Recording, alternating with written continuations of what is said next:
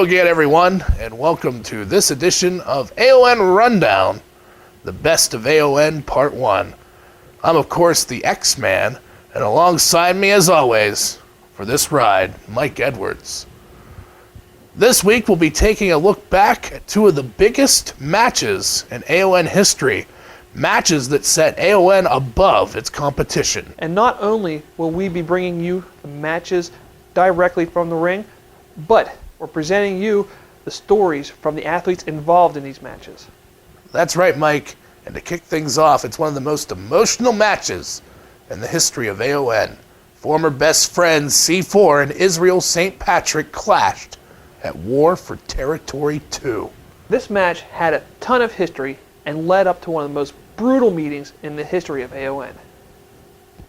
Israel St. Patrick took me in JWA at an early age of 17 years old.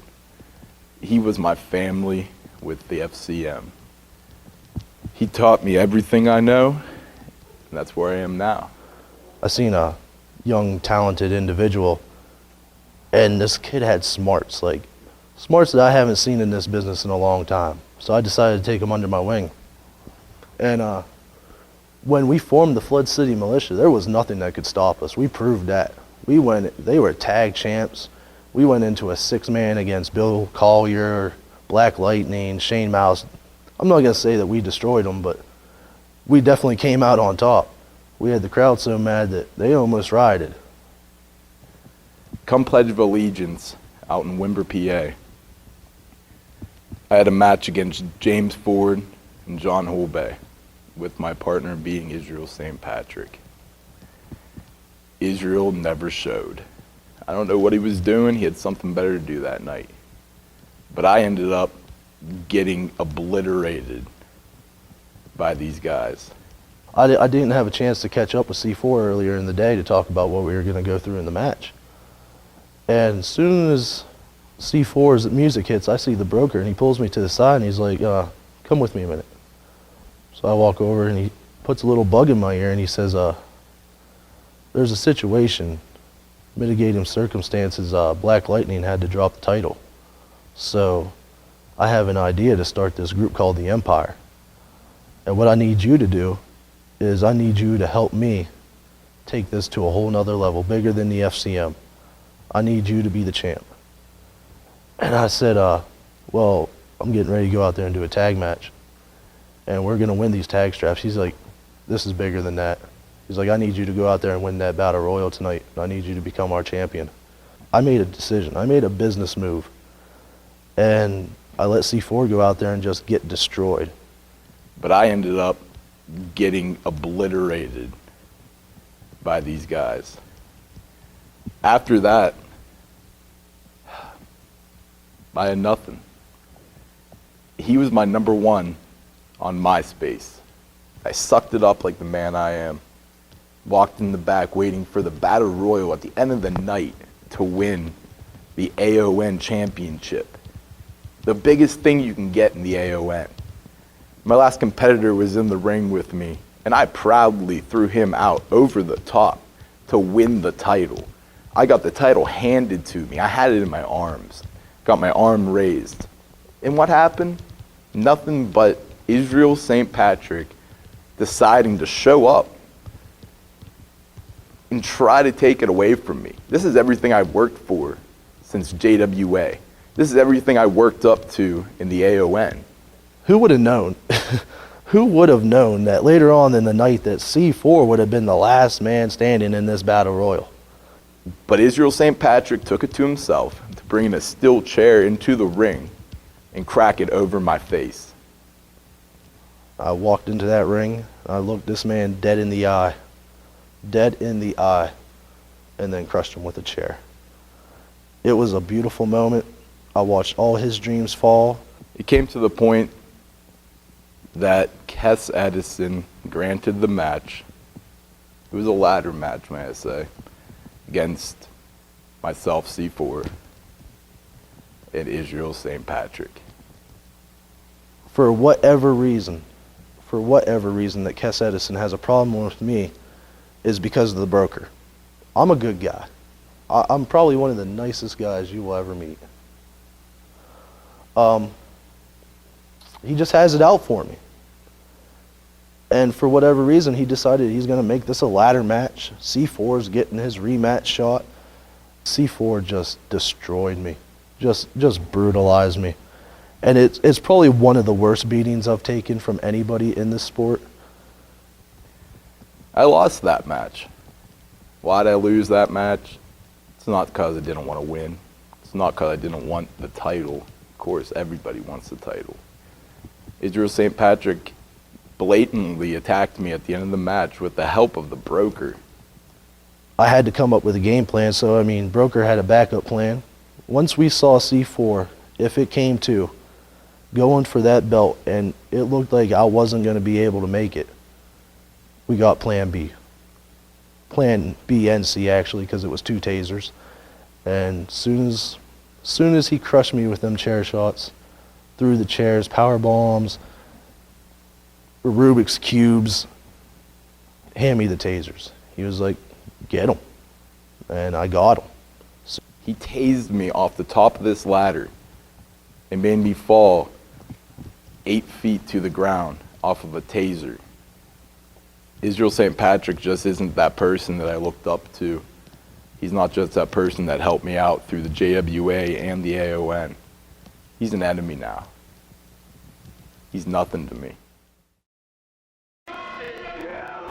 Collar elbow tie up. Side headlock.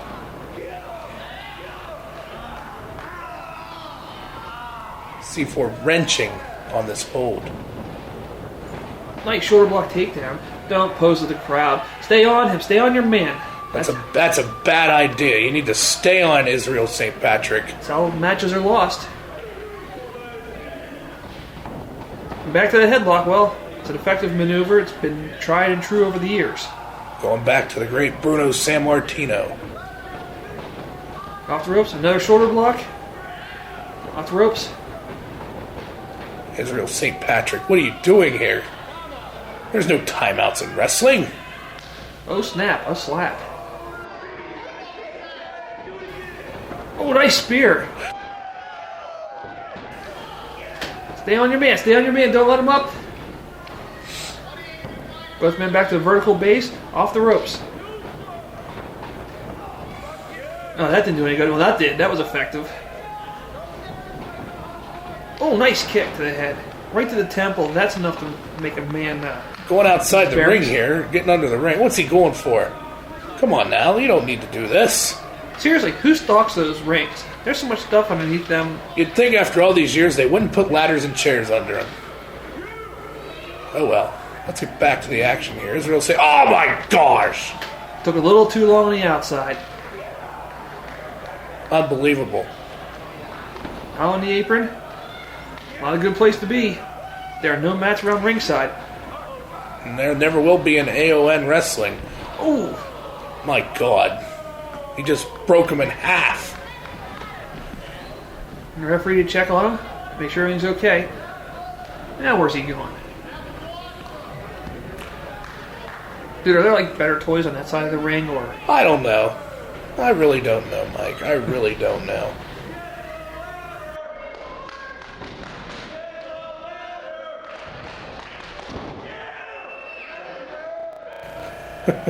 Oh snap. Yeah, what's he gonna do this? He already got a ladder on the outside. He's got another one in the ring. He's got a ladder here.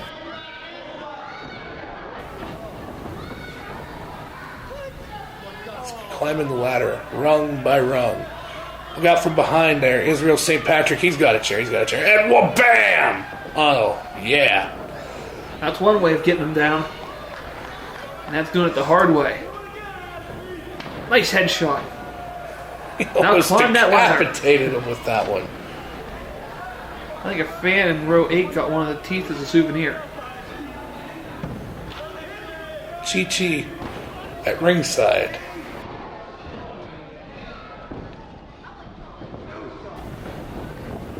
Oh, kidney shot. That'll hurt your kidneys. Because that's... You just drink some cranberry juice. Oh my goodness. The advantage to the ladder is it doesn't move. That's nice. He's helping him over to the ropes. That's very nice of C4. He's a very nice guy. From the City of Champions, C4. He's got something devious planned here for ISP. Yeah, this can't be good, Mike. This cannot be good. Oh, he's got a steel chair. And he's only got one thing in mind, and that is pain. He just waffled him. Why don't you throw a little bit of syrup on that? There you go. Have another one, Mr. ISP. That's what you get. Now where's he going? He's going outside to probably get a hot dog from one of the fans, or Don't waste time. Don't waste time. taking too much time here. Way too much. Oh, he got him. I think that hurt C4 just as much as it hurt Israel, St. Patrick. Both men in pain. Both men are down. And ISP still caught up in that ladder. Advise him I try to get out of that ladder ASAP. Or Mr. ISP. That's one way to make sure he's not going to get up. Put the ladder over top of him. But you have to move faster than that. With it already. Oh, and that's what I'm talking about right there. That couldn't have felt good. I'd rather have a tooth pulled than have that happen. And Chi-Chi checking him out there. And let's just say that when you land on those things, there's no easy way of landing on a ladder. Well, somebody at home right now says they know how to fall. Yeah, right. Oh, what is going to happen now? Nice backhand chop. Shades of the Nature Boy, Ric Flair. What's he gonna do here? Irish whip into the far side, off the rope, and oh my Nice back goodness! elbow. Oh, the face. big booty returns the favor. Jeez. I think he locked off one of his crowns. ISP down, C4 very much in control right now. He can have his way with him. Got him in the pile driver stance. Well, no. Powerbomb, and Oh my goodness! that's got to be it.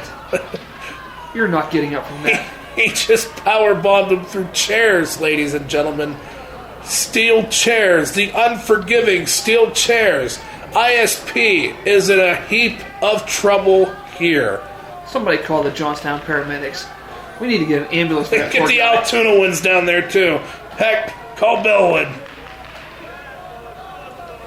Now see, is setting the ladder in the middle of the ring. Mr. 4 is climbing. Mr. 4. Mr. P. ISP. Dude, don't focus your attention out there. Climb that ladder. Jeremy can wait. Don't worry about Jeremy. He's a hassle. And waited too long. ISP back up. I'm surprised. I thought the chair shot, I thought for sure he was going to be down after that power bomb. Both climbing the ladder. Not a very good place to be fighting. No, this cannot be good here.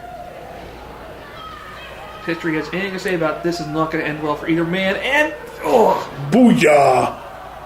okay, so worse for ISP than it was for 4. ISP taking the brunt of that. C4 pretty much in control of this encounter here from War for Territory 2. He can end it at any possible time he wants to. But don't showboat. Just because he's down doesn't mean he's not It's getting the back AON up. Rundown on Fox 8. And here we go.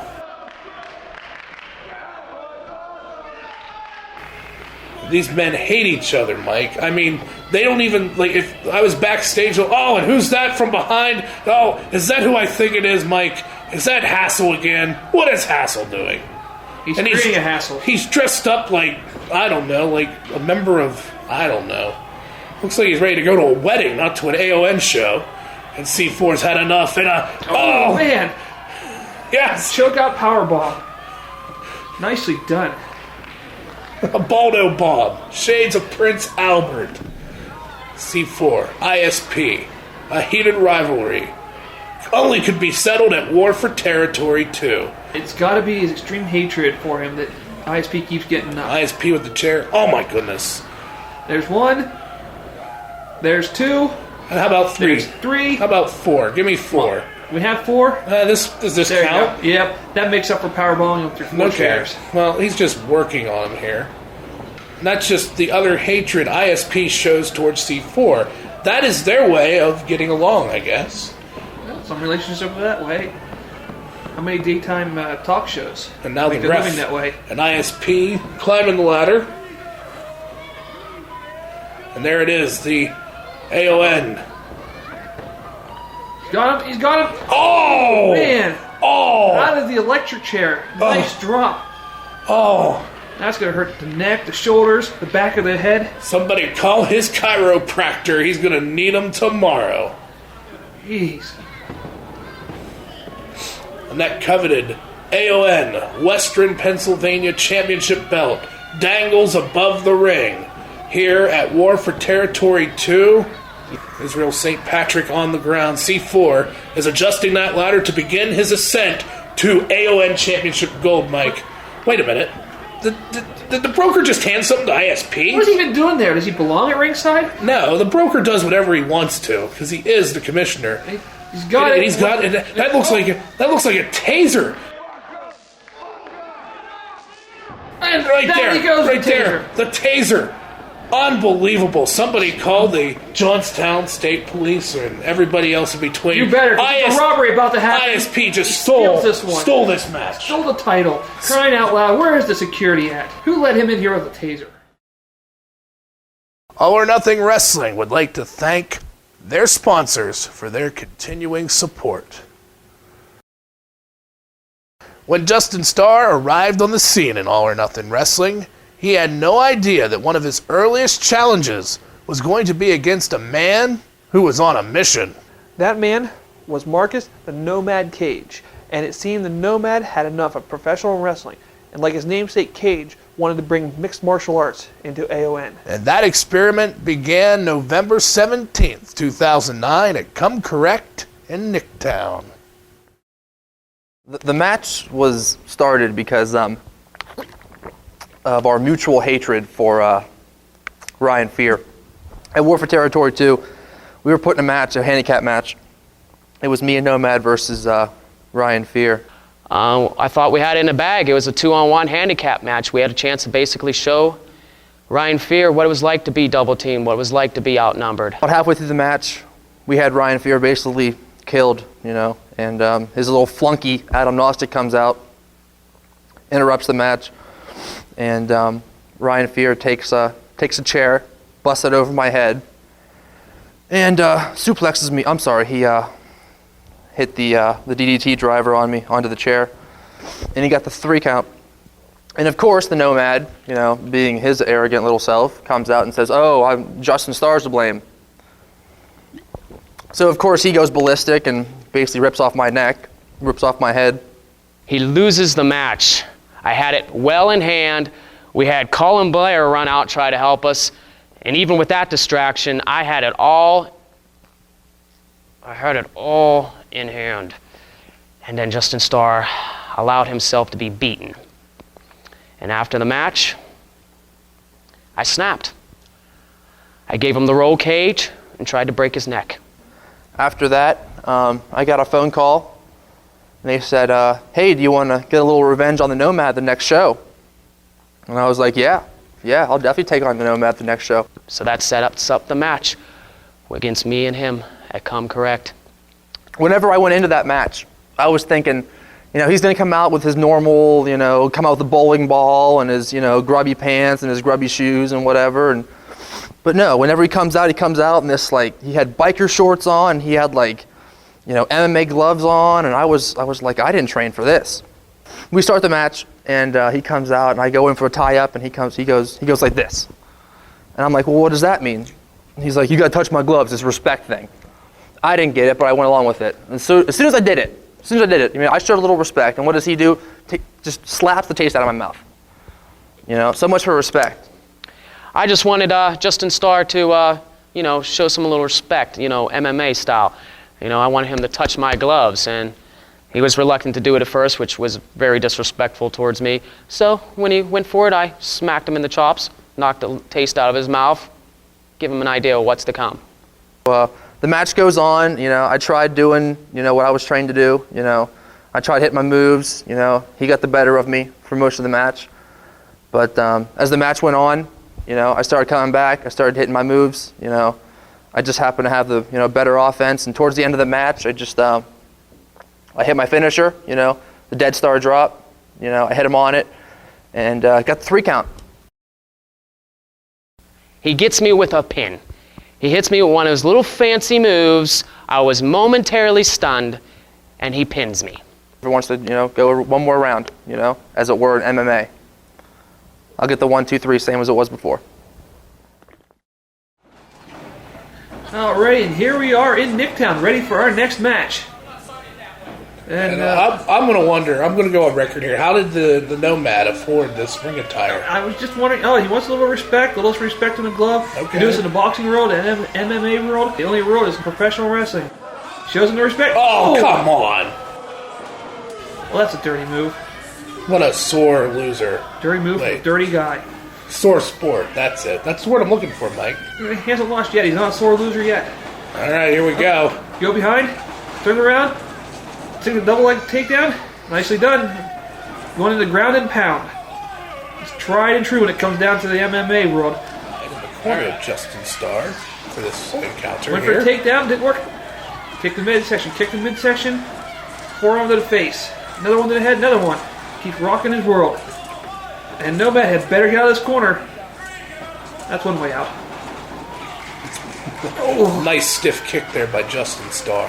For somebody who had no idea about MMA, he's throwing a couple good kicks like he was an MMA fighter. I don't know. You look at Justin Starr in this match, and you look at the Nomad in 2 contrasting styles here. Even just with ring attire. Yeah, one's clean and one's dirty. Yeah, well, we're talking about Marcus the Nomad Cage. He used to do, lots of things in garbage cans. My question is, how do you afford the cage that he trained in? I think Kes Edison gave him some money, but that's my personal opinion. Trying to take it out of the corner. Double arm lock up, headbutts. Because we all know the broker's a cheap so-and-so. And Nomad with the roll cage.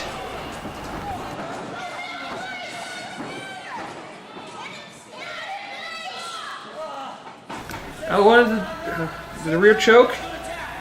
Referee, make sure it's not a choke. This isn't UFC, this isn't MMA, this isn't any of those. He's going for Dragon Sleeper elbows to the chest, to the rib cage.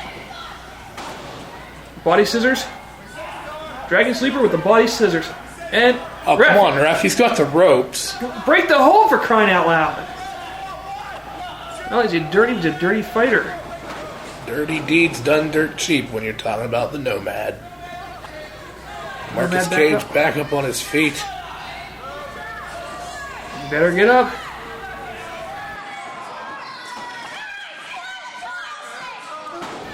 Justin Starr now.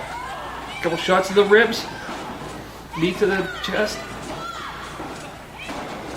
Got him on the ropes. Series of blows here by the Nomad, and Justin Starr reversing. Ref in way. I'm sure he doesn't know that. But he needs to get them off the ropes. Fires them off the ropes. Reversal. Double reversal.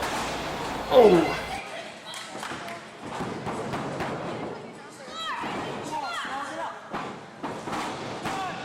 Two. And he pulls him up. Come on, just pin the guy and end the match for crying out loud. The Nomad is playing games here with Justin Starr, and that's not good. Justin Starr is one amazing athlete here in All or Nothing Wrestling. And reverses the armbar. 1, 2. Kick out. And back into the armbar here. Stays on the cross-arm breaker. 1, 2. Another kick out. Oh, right hand rocks the Nomad. Nomad down. Back up. Another right hand down. Off the rope. Ooh. Exploding. Justin Starr exploding here on the Nomad. Yeah, both men are down, and there's a 10 count to meet before they're both counted out. What action here in All or Nothing Wrestling? The AON RunDown. Nips up. Knee to the back. He's going for the reverse DT. Oh, and down he goes. That should be That it. was star-studded. 2, and no, a kick out. What a show for all of our fans up there in Nicktown. Nicktown, Pennsylvania. Tell you what, I had a hard time finding that even on my GPS. Well, I gotta give it a shout out. I have some friends up that way. I do too. Reversal into the corner. No matter in. Kick to the gut. Kick to the head. Up on the second rope. Oh. Beautiful maneuver there. Double stomp. Double stump to the back. Big kick to the side of the head. That's Enziguri. it's gotta be it. 2, and ironically Nomad. enough, One tough individual. ironically enough, Enziguri translated means head kick.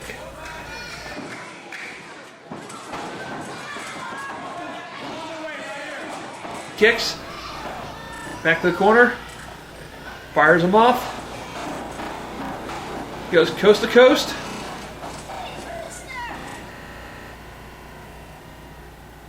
Here we go. Nope. Another guy with a reversal. Look behind you, Nomad. Oh! Nice head scissor takedown. Justin Starr now. Drop kick to the face. That's gotta be it. Pin that man. The high aerial assault that is Justin Starr here in All or Nothing Wrestling is taking it to the Nomad here on the AON Rundown. Dude, pin him quick. Pin him quick. You're giving him too much time. Outside, inside. Oh, there gets it his is. knees up at the last minute. Nomad, a cagey veteran, knowing to get those knees up, Mike. I told him, you can't waste that much time. Just because he dresses like a bum and he hangs out in dumpsters does not mean he's not a cagey veteran that knows his way around that squared circle. We wouldn't have made this far if he didn't. Uh-oh. Something devious planned here. Out of all the grapevine. Irish whip into the corner. Big boot to the chest area of the Nomad cage. One right to the head. Catches him. And here we go. Justin Starr delivers with an awesome maneuver there. That's got to be all. 3, and that that's is it. all. Ring the bell and get the spatula. Stick a fork in him. Nomad's done. And that's it for this week's edition of The Rundown. Join us next week right here on Fox 8 at 9:30 in the morning when we revisit more of the best matches from All or Nothing. Hey, make sure you check out our website, aonwrestling.com. While you're there, you'll find late-breaking AON wrestling news and information on our live events. See ya.